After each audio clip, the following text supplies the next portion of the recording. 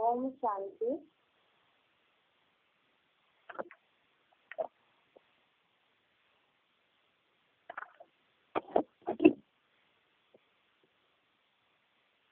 शांति। आज का श्लोक है हमारा पहले अध्याय का 23वां श्लोक। अध्याय पर श्लोक नंबर 23।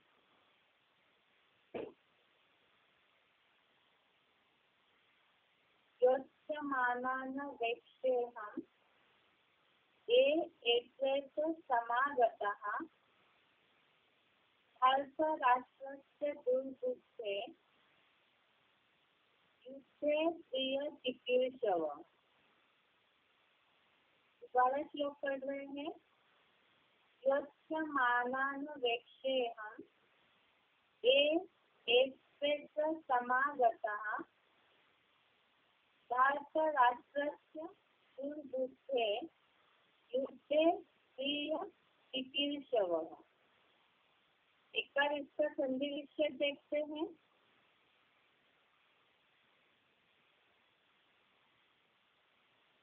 योच्यमानान्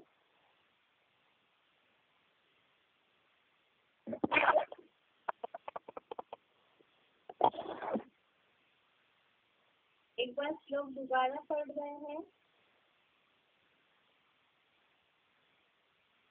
योच्यमानान् वेक्षेऽहम् ये एतत् समागतः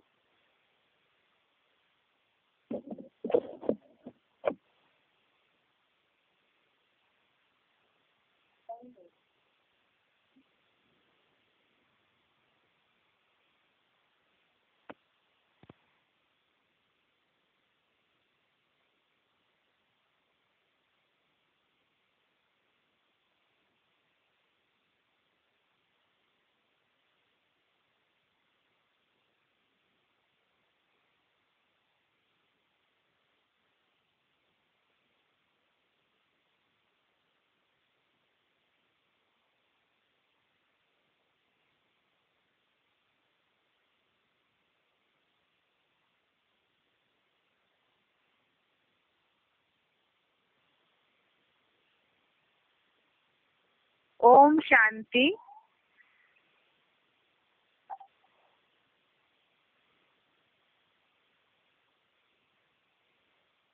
हमारा भगवत गीता का श्लोक नंबर है आज का पहले अध्याय का 23वां श्लोक। अध्याय फर्स्ट श्लोक नंबर 23। श्लोक पढ़ रहे हैं एक बार। योच्यमानान् वेक्षेऽहम् ये एतत् समागतः भारतराष्ट्रस्य दुर्बुद्धे युद्धे प्रियचिकीर्षव। दोबारा श्लोक पढ़ रहे हैं। योच्यमानान् वेक्षेऽहम् ये एतत् समागतः भारतराष्ट्रस्य दुर्बुद्धे युद्धे प्रियचिकीर्षव। इसका अर्थ पढ़ रहे एक बार। योच्यमानान्, इसका संधि विच्छेद एक बार देखते हैं। योच्यमानान् अवेक्षे अहम् ये एते अत्र समागतः भारतराष्ट्रस्य दुर्बुद्धे युद्धे प्रियचिकीर्षव। अभी इसका शब्दों सहित अर्थ देखते हैं।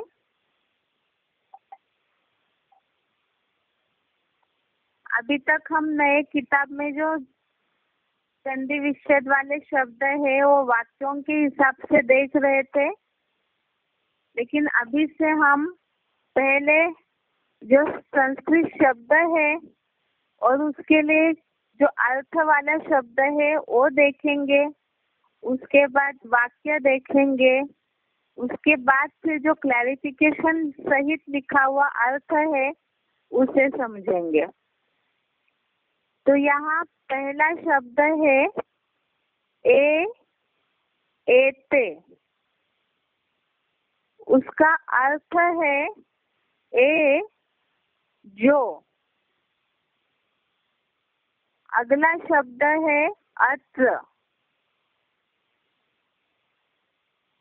अत्र का मतलब यहाँ। युद्धे माना युद्ध में। दुर्बुद्धे अर्थात कुबुद्धि वाले। उसका आगे का शब्द है धृतराष्ट्रस्य।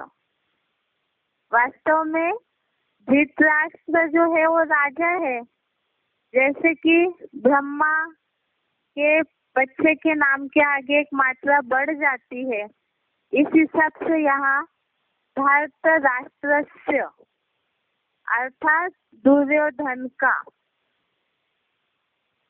आगे शब्द है प्रिय चिकीर्षवः, उसका अर्थ है प्रिय करने के इच्छुक जन।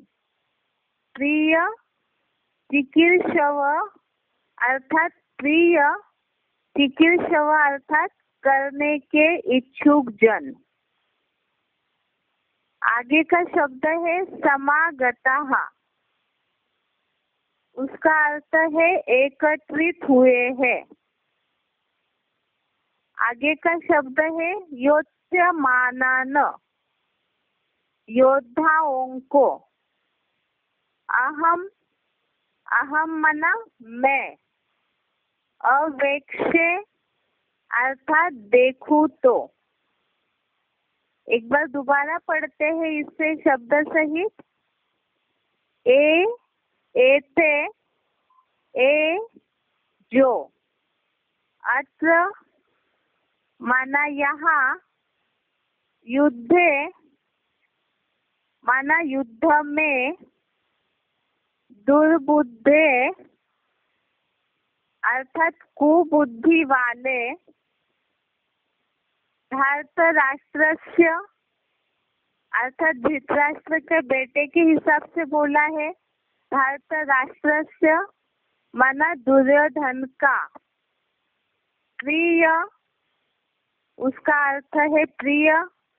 चिकीर्षवः, उसका अर्थ है करने के इच्छुक जन। आगे है समागतः, समागतः का अर्थ है एकत्रित हुए हैं। आगे योत्स्यमानान माना योद्धाओं को। अहम माना मैं। अवेक्षे माना देखूं तो इस तरह से अभी जो डार्क वाले शब्द है, जो वाक्य है, उसे एक बार पढ़ते हैं। इसका अर्थ है ए जो यहाँ युद्ध में कुबुद्धि वाले दुर्योधन का प्रिय करने के इच्छुक जन एकत्रित हुए हैं। योद्धाओं को मैं देखूं तो। अभी इसका स्पष्टीकरण सहित अर्थ समझते हैं। ये जो माना कौन? तो ये जो राजा व इनकी सेना के लोग। यहाँ माना कहाँ? तो यहाँ युद्ध भूमि की बात चल रही है। तो ये युद्ध भी कैसा युद्ध है? सत्य असत्य के आध्यात्मिक युद्ध में। यहाँ माना युद्ध में कैसा युद्ध है? सत्य असत्य के आध्यात्मिक युद्ध में। ये तो हम शुरू से, जब से गीता पढ़ना शुरू किए हैं तब से शुरू से ही ये बात आई है कि ये धर्म अधर्म का युद्ध है, ये सत्य असत्य का युद्ध है। और कौरव पांडव अर्थात जिनमें बहुत दुष्टता भरी है और जिनमें बहुत दैवी गुण भरे हैं, तो दोनों के बीच का युद्ध है। इसलिए यहाँ युद्ध में, कौन से युद्ध में? सत्य असत्य के आध्यात्मिक युद्ध में।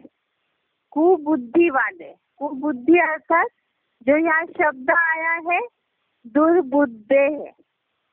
दुर्बुद्धे अर्थात एक प्रकार से दुष्ट बुद्धि, कुबुद्धि माना खराब बुद्धि वाले। तो ये खराब बुद्धि वाले कौन है?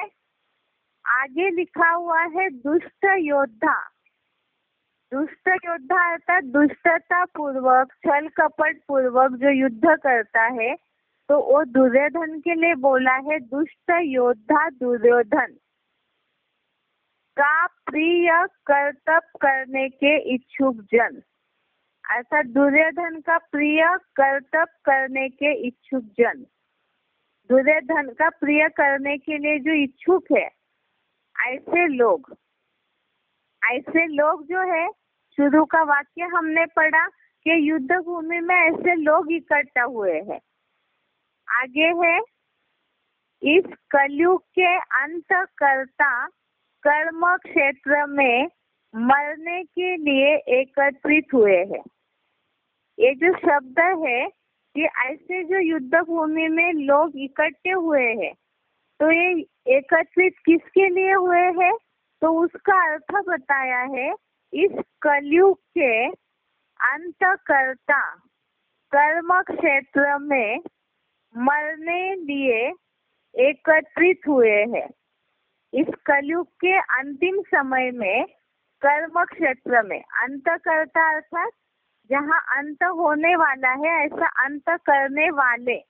कलयुग के अंत में ही सृष्टि का अंत होता है, तो इस कलयुग के अंत करने वाले कर्म क्षेत्र में।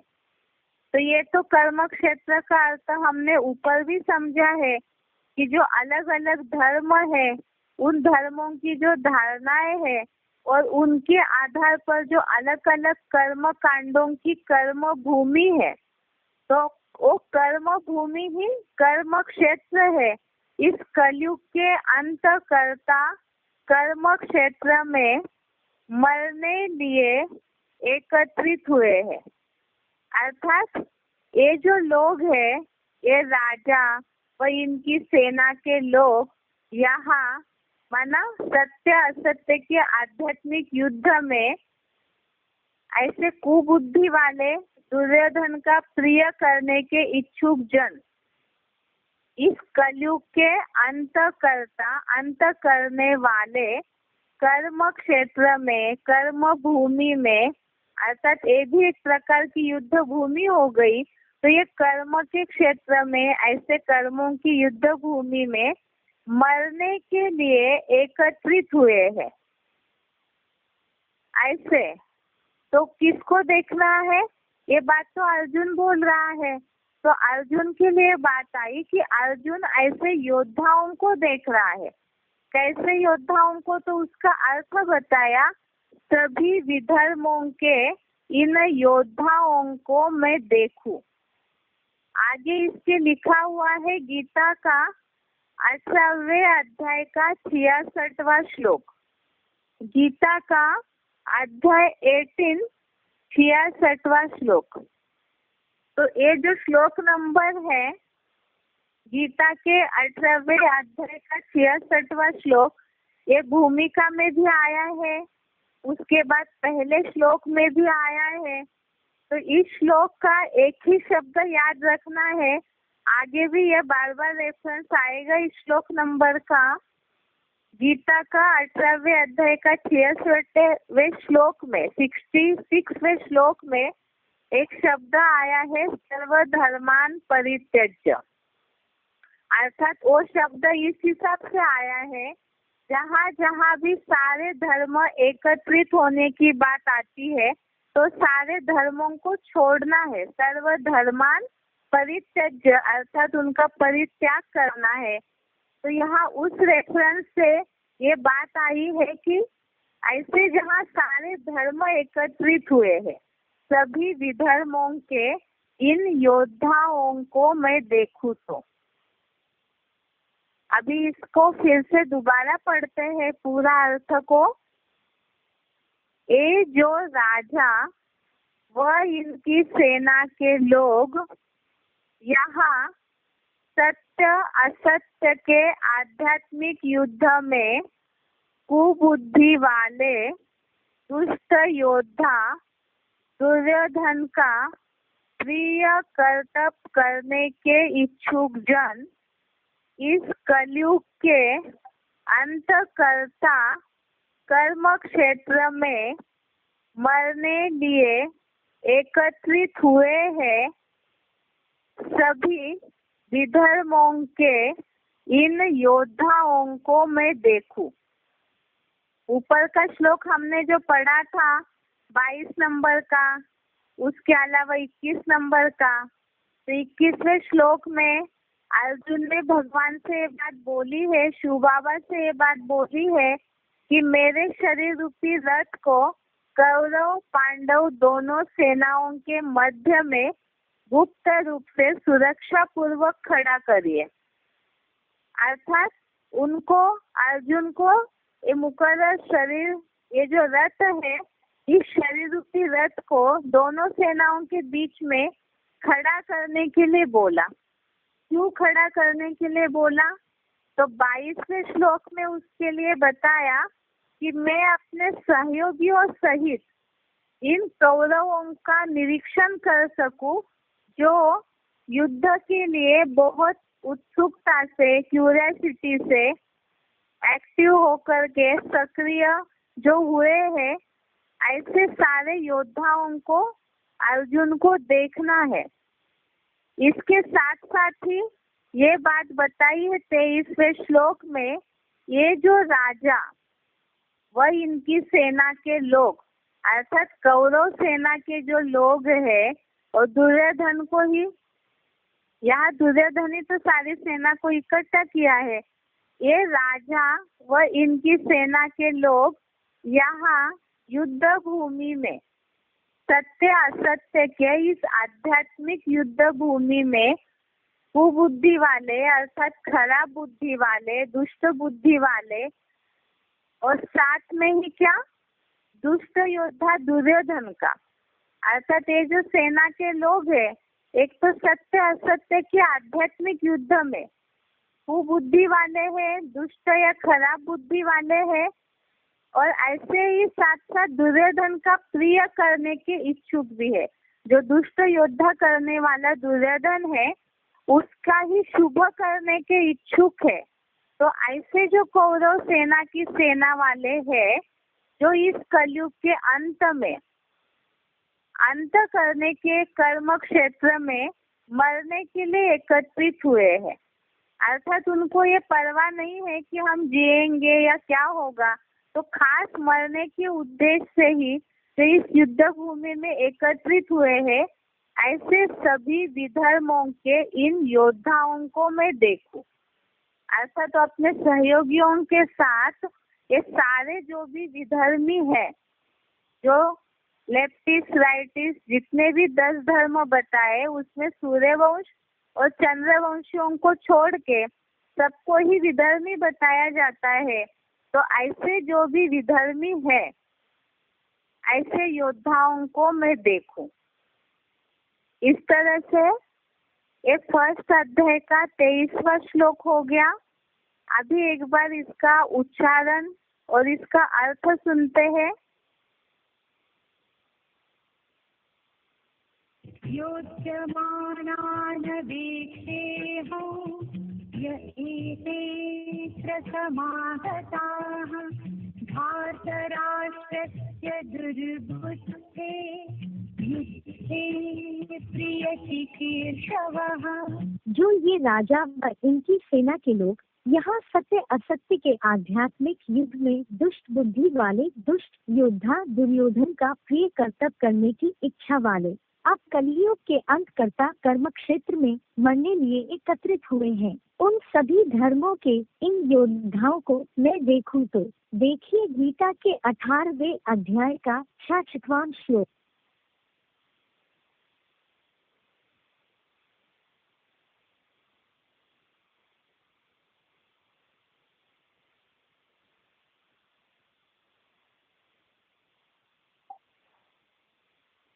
तो ये हो गया पहले अध्याय का 23वां श्लोक। अभी बेसिक कोर्स की तरफ जाते हैं।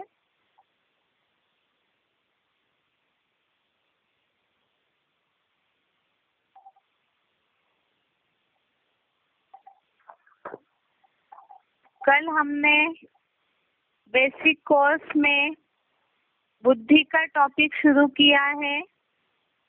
इसके पहले थोड़ा सा शुरू का रिवीजन कराते हैं 5-10 मिनट में, उसके बाद आगे बढ़ेंगे।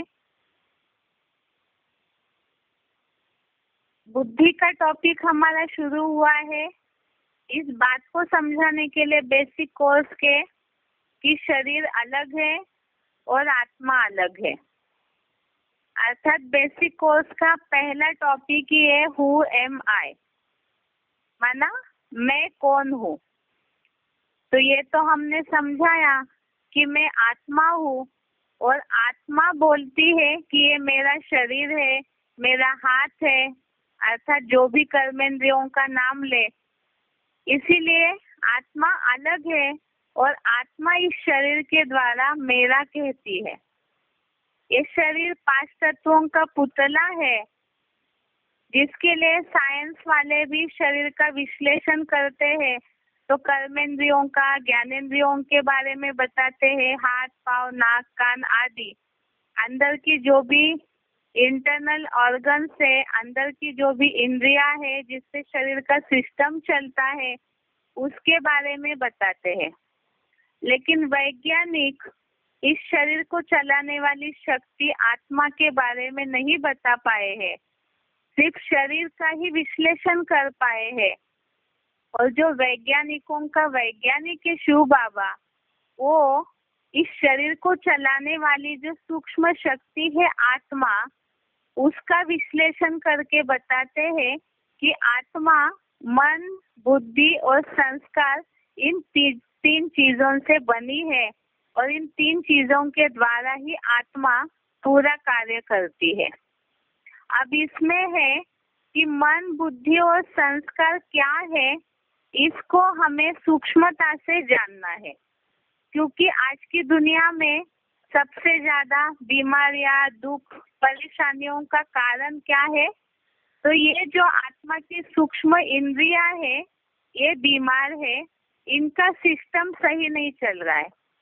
जैसे शरीर के लिए, बीमारी के लिए डॉक्टर्स बोलते हैं कि शरीर में दिनचर्या ठीक होनी चाहिए। अगर पेट की सफाई नहीं होती है तो ज्यादा बीमारियां आती है, खून साफ नहीं है तो भी बीमारियां आती है। तो इसी तरह से आत्मा की ये जो सूक्ष्म शक्तियां है, मन, बुद्धि और संस्कार, इन तीनों का आपस में सही तालमेल न होने के कारण ही परेशानियां, दुख, दर्द झेलना पड़ता है। अभी तक हमने इस बात को समझा है कि आत्मा की जो सूक्ष्म शक्ति है मन, जो संकल्प शक्ति है, वो ज्यादा चंचल है, जिसके कारण मानसिक डिप्रेशन वगैरह निर्माण होने लगता है। लेकिन जैसे कि कल हम समझ रहे थे कि ये शरीर रथ है और इस शरीर रूपी रथ का राजा अर्थात मालिक जो है वो आत्मा है। शरीर की जो कर्मेंद्रिया, ज्ञानेंद्रिया है, तो ये इंद्रिय रूपी घोड़े हैं और इन घोड़ों का लगाम जो है, रस्सी जो है, वो मन है। और उसको पकड़ने वाला, रस्सी को पकड़ के इस शरीर का जो सारथी है वो वास्तव में बुद्धि है। तो इसीलिए ही ये बुद्धि जो सारथी है, अगर ये सही रहेगी तो मन चंचलता नहीं करेगा। तो खास बात अगर विज्ञान के हिसाब से समझेंगे, जैसे कि हम ज्ञान के हिसाब से समझते हैं कि बुद्धि रूपी हाथ है, बुद्धि रूपी पेट है, तो इस बुद्धि रूपी पेट की अच्छे से सफाई होना जरूरी है, जिससे कि मन में जो संकल्पों का खून बहता है तो ये खून भी शुद्ध हो चलेगा, साफ सुथरा चलेगा, मन के संकल्पों में पॉजिटिविटी रहेगी, सकारात्मकता रहेगी, हमेशा मन अच्छा ही सोचेगा, अच्छे संकल्प करेगा, तो दुख दर्दों का अर्थात जो बीमारी है, मानसिक परेशानियां है, तो सारी अपने आप ही नष्ट हो जाएगी। जैसे कि ये करने के लिए भी क्या जरूरी है कि हमारे अंदर कोई दुख दर्द परेशानियां ही ना आए। जैसे कि चोर किसी के घर में न घुसे, तो इसके लिए गेट पे पहरा देना जरूरी है। गेट लगा हुआ हो, पहरा देने वाला पहरेदार भी चौकस हो, अच्छा हो, तो चोर अंदर घुसेंगे ही नहीं। तो मन में जो निगेटिव संकल्प, व्यर्थ संकल्प आते हैं, क्योंकि मन तो घोड़े की तरह चंचल है बताया, वो तो दौड़ते ही रहेगा, तो इसीलिए ही ये जो घोड़ा है मन चंचल, तो इसमें कोई भी गलत संकल्प रूपी चोर प्रवेश ही न करे। तो जिसके लिए बुद्धि का जो पहरेदार है, बुद्धि अगर अलर्ट रहेगी तो मन में कोई संकल्प ही नहीं आएंगे। जिसके लिए हमने मन के टॉपिक में शुरू में जो हमने आत्मा और शरीर का अंतर समझा है, उसमें हम इस बात को समझते हुए आए हैं कि आत्मा के ऊपर लेपछेप चढ़ता है। क्यों? आत्मा प्रकृति के, शरीर जो धारण करती है प्रकृति के द्वारा बना हुआ पंच महाभूतों का पुतला, तो उसमें सत रज तम, सतो प्रधानता, रजो प्रधानता, तमो प्रधानता, इन तीनों गुणों का असर प्रकृति पे होता है। क्योंकि इस सृष्टि पे जो भी आते हैं उनको चार अवस्थाओं से तो गुजरना ही है। अब जब शरीर अर्थात प्रकृति चार अवस्थाओं से गुजरेगी, इंद्रियों के द्वारा कर्म करेगी, तो इंद्रिया जो सुख चाहती है, इन तीन गुणों में प्रभावित होकर, सत्व रजो और तम, इन तीन गुणों में प्रभावित होकर इंद्रिया जो सुख की ओर दौड़ते हैं, तो उसका प्रभाव ही मन को वो बलपूर्वक खींच लेते हैं अपने सुखों की ओर। अर्थात इंद्रिया जहाँ सुख भोगना चाहेगी, मन उन सुखों में आसक्त होता है, और जब मन सुखों में आसक्त होता है तो वो बुद्धि को भी हर लेता है, माना बुद्धि को भी अपने प्रभावित कर लेता है, खींच लेता है। और ऐसे अगर बुद्धि प्रभावित हो जा रही है, अर्थात चोरों को घुसने का मौका दे रही है, और जब बुद्धि प्रभावित हो जाती है, अर्थात निर्णय शक्ति, परखने की शक्ति या समझ शक्ति को ही बुद्धि कहा है। क्या अच्छा है, क्या बुरा है, इसका अगर बुद्धि निर्णय नहीं कर पा रही है, अर्थात ही बुद्धि में वो ज्ञान नहीं है, समझ शक्ति माना ज्ञान, और बुद्धि में वो ज्ञान नहीं है, तभी ही मन जहाँ भी खींच के ले जाता है, बुद्धि वहाँ जा रही है। इसका मतलब बुद्धि को जैसे कल बताया था, बुद्धि राजा है और वो अपने मन मंत्री इंद्रिय रूपी सैनिकों के अधीन हो रहा है, तो राज्य का तो नाश होना निश्चित है। इसीलिए यहाँ जो बताया जाता है, आत्मा जो है वो बुद्धि रूपी राजा के द्वारा अगर सही रीति से कार्य चलाती है, तो राज्य में गड़बड़ नहीं होगी, ना ही अशांति होगी। तो मूल है मन के अशांति का, शरीर की बीमारी का, जीवन के दुख परेशानियों का कारण है बुद्धि में समझ नहीं है, ज्ञान जिस तरह से होना चाहिए वो ज्ञान नहीं है, और इसीलिए ही सारी समस्याएं निर्माण होना शुरू हो जाता है। इसीलिए जरूरी है, जैसे सभी लोग तो जानते हैं फिल्टर होता है, तो उसमें पानी जब फिल्टर होते रहता है, पानी फिल्टर होना तब कम हो जाएगा जब औरों का जो कैंडल है उस पे कचरा जम जाए, इसलिए उसको सफाई करना जरूरी है। तो इसी तरह से यहाँ भी मन में बार बार संकल्प गलत आ रहे, व्यर्थ संकल्प आ रहे, चंचलता आ रही है, तो ये बुद्धि की सफाई जरूरी है। इसलिए बोला बुद्धि रूपी पेट की सफाई जरूरी है। अगर ये बुद्धि रूपी पेट, बुद्धि साफ हो जाए, इसके ऊपर जो मेल चढ़ रहा है अज्ञानता का, गलत बातों का, अंधश्रद्धा का, परंपराओं का, तो ये सारा जो मेल है गलत बातों के प्रभाव का, तो ये सारा मेल अगर हम हटा दे, बुद्धि की अच्छे से सफाई करे, तो वो अपना पहरा ठीक से देगा, अपने मंत्री को, सैनिकों को ठीक से कंट्रोल में रखेगा, तो जीवन में असफलता आएगी ही नहीं। जैसे कि कल इस बात का उदाहरण दिया था कि ड्राइवर को अगर सही रास्ता पता नहीं है, रास्ते का ज्ञान नहीं है, तो एक्सीडेंट तो जरूर करेगा। इसी तरह से बुद्धि को अगर समझ नहीं है, परखने, निर्णय करने की शक्ति ही पूरी नष्ट हो चुकी है, कम है, तो उससे गाड़ी का एक्सीडेंट होता ही रहेगा और असफलता जीवन में आती ही रहेगी।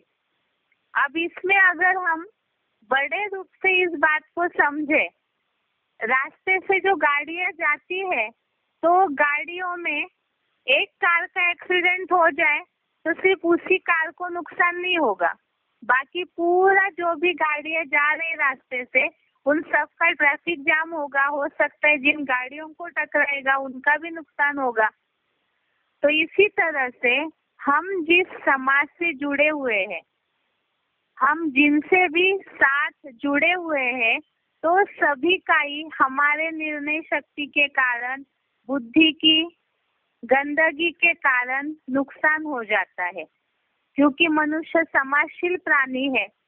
तो यहाँ सभी अगर अपने बुद्धि पे सही पहरा दे, मन में कोई व्यर्थ संकल्पों को आने ही न दे, बार बार टटोलते रहे, तो ऑटोमेटिकली ही जीवन सफल होता रहेगा।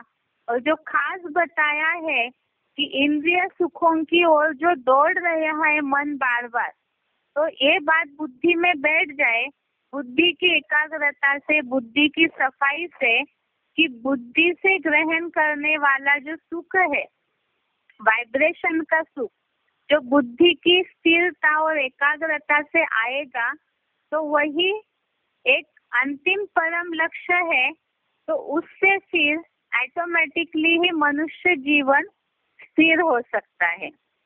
इसीलिए ही जरूरी है कि हम बुद्धि को सही रखें, जिसके लिए हमने कल समझा था कि मुट्ठी में है तकदीर तुम्हारी, तो ये बुद्धि रूपी जो हाथ है, इसके निर्णय शक्ति, समझ शक्ति पर ही तकदीर हमारी नुंदी हुई है, भाग्य हमारा नुंदा हुआ है।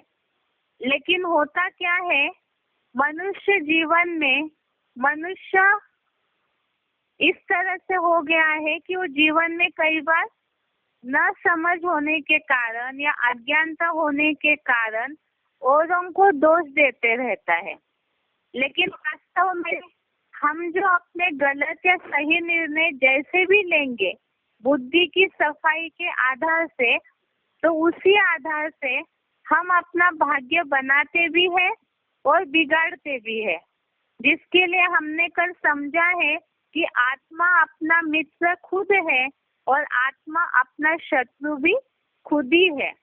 जिसके लिए कल इस कहावत को समझा था, जहाँ सुमति वहाँ संपत्ति नाना, जहाँ कुमति वहाँ विपत्ति निधाना।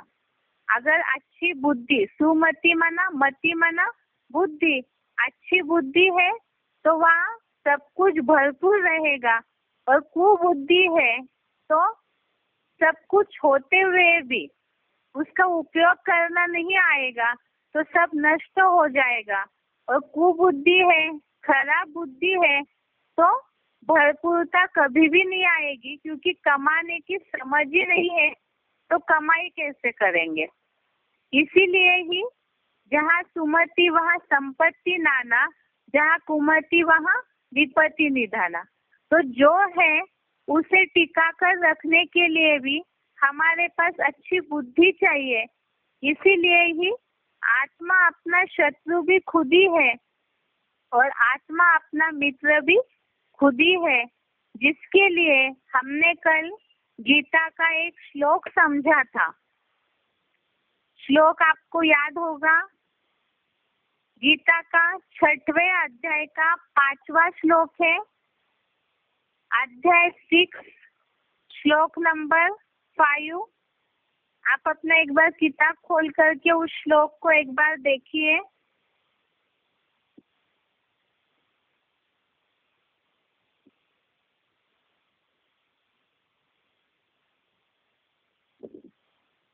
ये श्लोक है, उद्धरेत आत्मना आत्मानं न आत्मानं अवसादयेत, आत्मा एव हि आत्मनो बंधु, आत्मा एव रिपु आत्मनः। इसका अर्थ बताया है, अपने मन बुद्धि द्वारा ज्योति बिंदु आत्मा को ऊंची स्थिति के हीरो में ले जाए, आत्मा को भ्रष्ट इंद्रियों की अधोगति में न जाने दे, क्योंकि ज्योति बिंदु आत्मा ही अपना सदाकाल सहयोगी मित्र है, आत्मा ही अपना शत्रु है और हीरो कार्डधारी विश्वामित्र ही विश्व का मित्र है। तो यहाँ जो बात आई है उद्धरेत, अर्थात कल जो बताया कि आत्मा को ऊपर की ओर ऊंची स्थिति की ओर ले जाना है। आपने मुरली में भी सुना होगा, जो कई बार मुरली में बाबा ने बोला है कि आत्मा को जबरियन मन बुद्धि के द्वारा खींच के आत्मिक स्थिति की ओर ले जाना है। जैसे किसी को भगा के ले जाते हैं, उस तरह से जबरदस्ती आत्मिक स्थिति की ओर खींच के ले जाना है, भ्रष्ट इंद्रियों की अधोगति में, अधोगति अर्थात नीचे गति में न जाने दे, अर्थात पतन न होने दे, बुद्धि को नीचे न जाने दे, क्योंकि ज्योति बिंदु आत्मा ही अपना सदा काल का सहयोगी मित्र है और आत्मा ही अपना शत्रु भी है। तो इसका मतलब ये है, जबरदस्ती कैसे ले जाना है, जबकि हम तो सहज राजयोगी है, तो जबरदस्ती से ले जाने क्यों बोला है?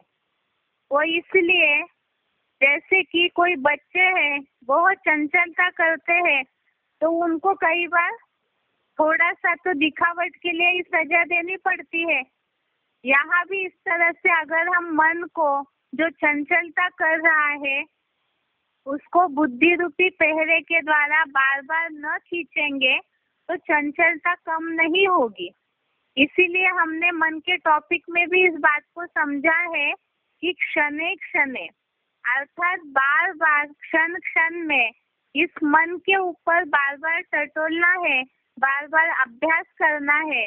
तो यह अभ्यास जब नियमित हो जाएगा तो बुद्धि का नीचे गिरना बंद हो जाएगा, नीचे की ओर अधोगति में मन बुद्धि नहीं जाएगी, न गलत निर्णय होंगे जीवन में, तो ऑटोमेटिकली ही आत्मा खुद ही अपना मित्र बनेगी। और अगर गलत निर्णय होते हैं जीवन में, बुद्धि की सफाई नहीं है, तो जहाँ बताया कुमति है वहाँ विपत्ति निधान, तो वही आत्मा ही अपना शत्रु भी बन जाएगा। इसीलिए ही जरूरी है कि इस शरीर रूपी रथ को गलत दिशा में नहीं जाने देना है, तो ऑटोमेटिकली हम अपने जीवन का मित्र भी बन जाएंगे। अभी इसके आगे आत्मा ही अपना मित्र है और शत्रु है, वो कैसे बनती है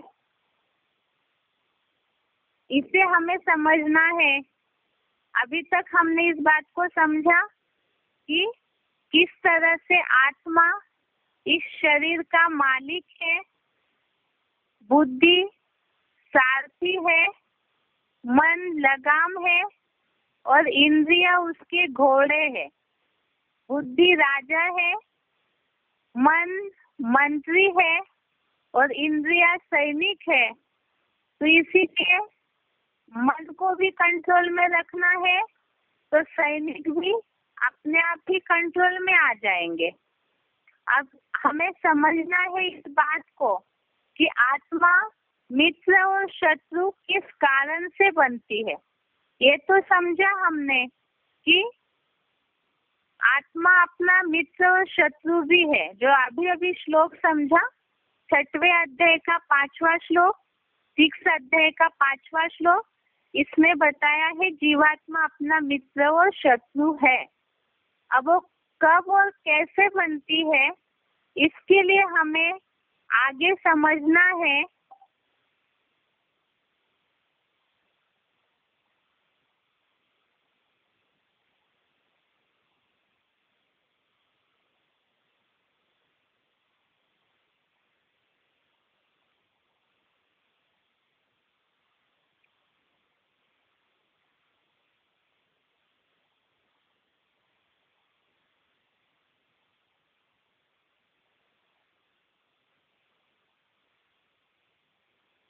ये श्लोक नंबर है 6वें अध्याय का 6वां श्लोक, अध्याय 6, श्लोक नंबर 6। जो अभी अभी हमने श्लोक खोला था उसके आगे का ही श्लोक है।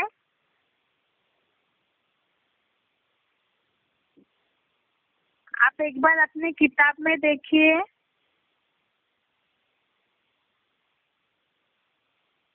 श्लोक पढ़ रहे हैं। बंधु आत्मा आत्मनः तस्य येन आत्मा एव आत्मना जितः अनात्मनः तु शत्रुत्वे वर्तेत आत्मा एव शत्रुवत्। एक बार दोबारा इस श्लोक को पढ़ रहे हैं। बंधु आत्मा आत्मनः तस्य येन आत्मा एव आत्मना जितः अनात्मनः तु शत्रुत्वे वर्तेत आत्मा एव शत्रुवत्। 6वें अध्याय का 6वां श्लोक, अध्याय 6, श्लोक नंबर 6। अब ये श्लोक जोड़ के पढ़ रहे हैं एक बार।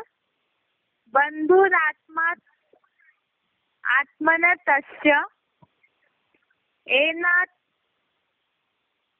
आत्मा एव आत्मना जितः अनात्मनः तु शत्रुत्वे वर्तेत आत्मा एव शत्रुवत्। इसका अर्थ है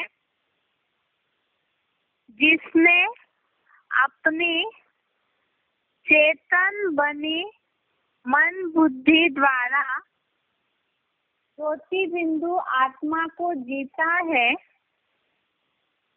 उसकी आत्मा ही मन जीत होने से अपना मित्र है, दूसरा मित्र शत्रु नहीं किंतु अनात्मस्थ देह वाणी की चंचल मन वाली क्षीण बुद्धि आत्मा ही शत्रु की तरह शत्रुता करने में तत्पर रहती है। तो यहाँ आत्मा अपने लिए सुखदायी और दुखदायी कब बनती है, उसके लिए हमें समझना है जिसने अपनी चेतन बनी मन बुद्धि द्वारा, चेतन अर्थात जो चलायमान है, चलती है, विचार मंथन कर सकती है, तो ऐसी जो चेतन मन बुद्धि द्वारा ज्योति बिंदु आत्मा को जीता है,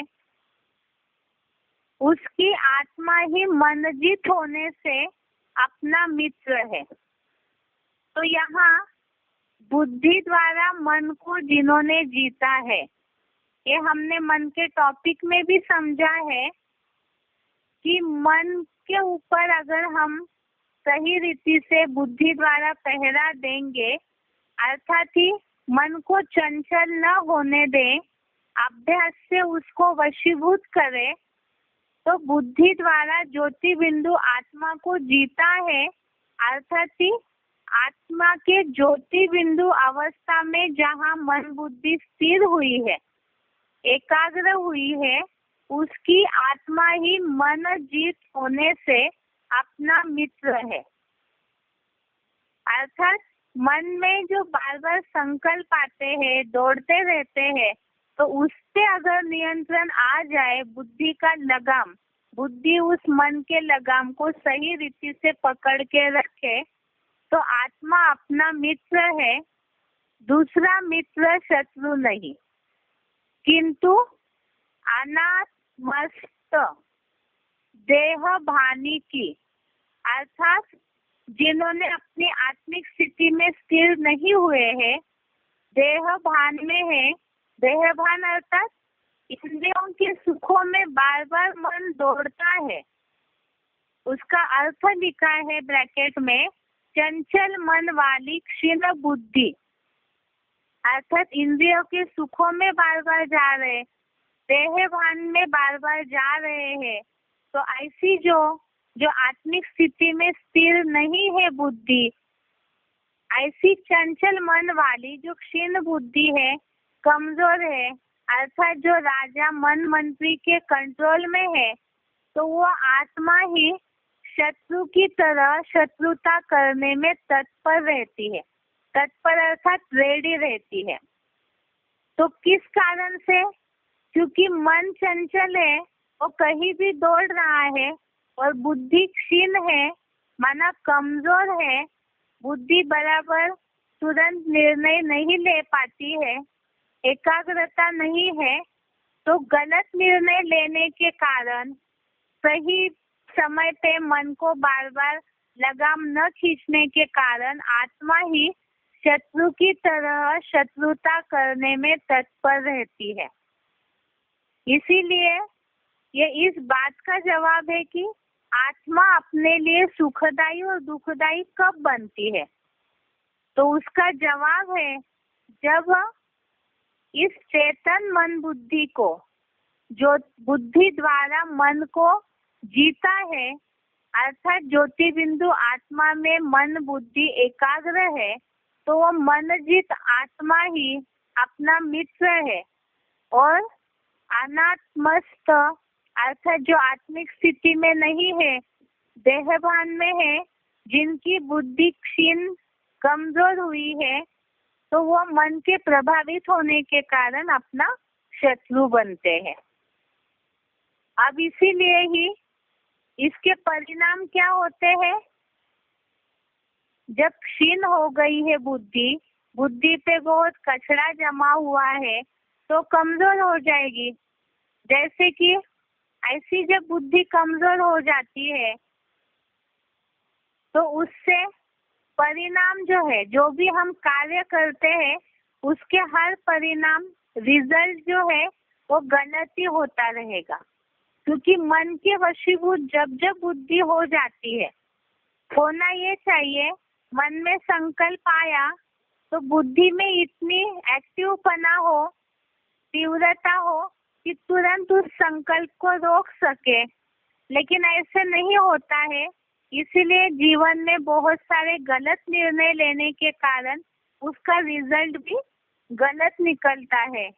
और ऐसे जो गलत निर्णय लेते हैं तो उससे पाप बनता है, और पाप का लेप छेप चढ़ने के कारण ही दुख निर्माण होते हैं, और दुखों के कारण ही वास्तव में बुद्धि में अज्ञानता है, बेसमझी है।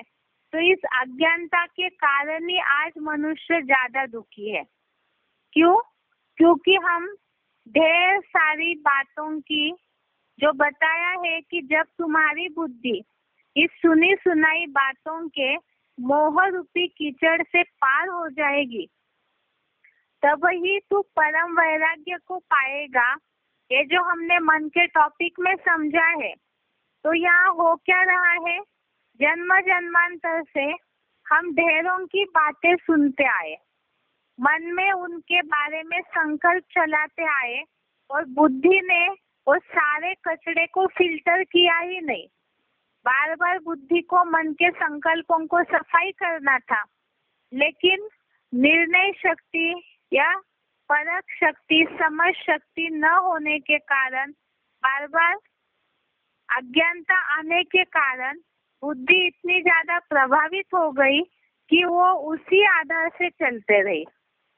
और ऐसे ही जैसे कोई चीज पे, लोहे पे जंग जम रहा है, बार बार जंग जमते जाएगा तो जो लोहा मूल है वो दिखाई देना बंद हो जाता है। इसी तरह से अनेकों के विचारों की, अनेकों के गलत संकल्प, संग के रंग की जो जंग चढ़ गई है, बुद्धि पे कचड़ा जम गया है और उसे समय समय पे सफाई नहीं किया, तो मन के संकल्पों में भी, क्योंकि बुद्धि का लगाम सही न पकड़ने के कारण मन के संकल्पों में भी अशुद्धता आ गई, और ये बेसफाई न सफाई करने के कारण अज्ञानता, बेसमझी इतनी ज्यादा जम जाती है कि निर्णय शक्ति कमजोर हो जाती है। अर्थात गलत सही को परखना मना टटोलना, उसे बार बार चेक करना क्या सही है क्या गलत है, उसे चेक करना ही मनुष्य भूल गया। और ऐसे होने के कारण ही निर्णय नहीं कर पाता है, और निर्णय न करने के कारण ही, अज्ञानता के कारण ही दुख हो जाते हैं, बहुत सारे पाप चढ़ जाते हैं मनुष्य के ऊपर, और ये सारे पापों के कारण ही मनुष्य दुखी हो जाता है।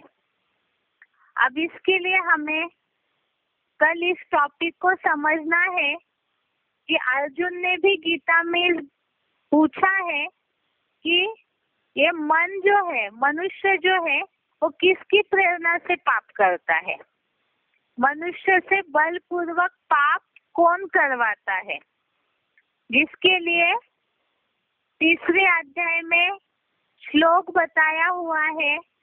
आप इस श्लोक को कल ढूंढ के रखिए, तो कल वो श्लोक बताएंगे कि खास पाप किस कारण हुआ है, देहभान के कारण और साथ साथ अनेकों के संग के रंग के कारण। तो इसीलिए ही वो पाप का कारण समझ में आएगा, तो शत्रुता क्या है वो भी समझ में आ जाएगी। आज के लिए यहाँ तक